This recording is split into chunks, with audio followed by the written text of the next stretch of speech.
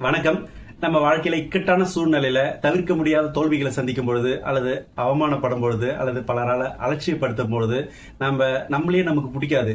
எப்படியாவது நமக்கு பிடிச்ச மாதிரி வாழ்ந்து காமிக்கணும், இந்த நிலை நமக்கு வேணாம், இதை விட பெரிய ஒரு நல்ல இடத்தை நம்ம அடையணும் அப்படின்றத ஒரு இலக்காவோ குறிக்கோளாவோ செட் பண்ணி முயற்சியில இறங்கும். அந்த நேரத்தில் ஒரு வெறி வரும்.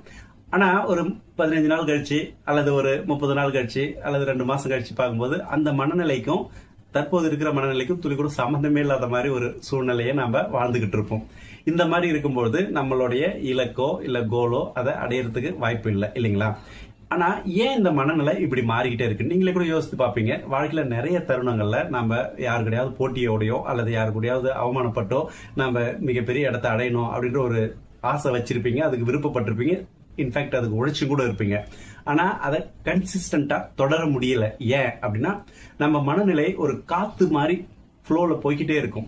இன்னும் கிளியரா ஒரு உதாரணத்தோட சொல்லணும்னா, ஓடுற தண்ணியில ஒரு கால்வாயில தண்ணி ஓடிக்கிட்டே இருக்குன்னா அதுல நம்ம ஒரு பூ விதழையோ அல்லது ஏதோ ஒரு இலையோ போடும்போது அது மிதங்கிக்கிட்டு டிராவல் ஆகிட்டு போய்கிட்டே இருக்கும். ஸோ அந்த மாதிரி தான் நம்மளுடைய மனோநிலையும் பயணிச்சுக்கிட்டே இருக்கும்.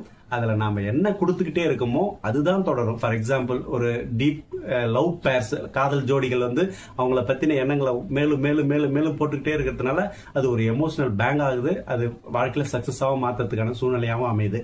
அந்த மாதிரி தான் நீங்க உங்களோட தொழிலா இருந்தாலும் உங்களோட இலக்கா இருந்தாலும் தொடர்ச்சியா நீங்க அது சார்ந்த விஷயங்களை போட்டுக்கிட்டே இருக்கணும். நீங்க எப்பயாவது ஒரு டைம் எவ்வளவுதான் ஆக்ரோஷமா நினைச்சு அதை முயற்சி எடுத்தாலும் அது கடந்து போயிட்டு இருக்கும்போது எங்கேயோ போயிட்டு இருக்கும். அந்த தண்ணியில நம்ம ஒரு இலையோ பூவிதழோ சொன்ன இல்லைங்களா? ஸோ அந்த மாதிரி நீங்க தொடர்ச்சியான எண்ணங்களை உங்க இலக்கு நோக்கி குவிக்கும் போதுதான் அது வெற்றிகரமா மாறும். ஸோ இந்த மாதிரியான மனம் சார்ந்த புரிதல் தகவல்களை நம்ம சேனல்ல வழங்கிட்டு இருக்கோம். தொடர்ந்து பாருங்க, சப்போர்ட் பண்ணுங்க, சப்ஸ்கிரைப் பண்ணுங்க. நன்றி.